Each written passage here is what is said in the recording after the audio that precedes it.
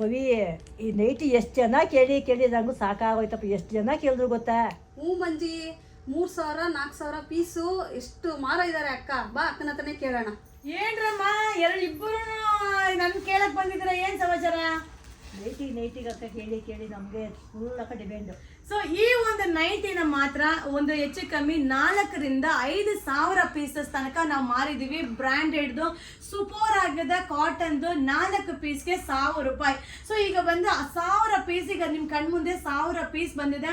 So ಇದ್ರಲ್ಲಿ ಏನೇನ್ design ಇದೆ ಅದನ್ನ ನೋಡೋಣ, ಬನ್ನಿ ನೋಡೋಣ. ಓಕೆ.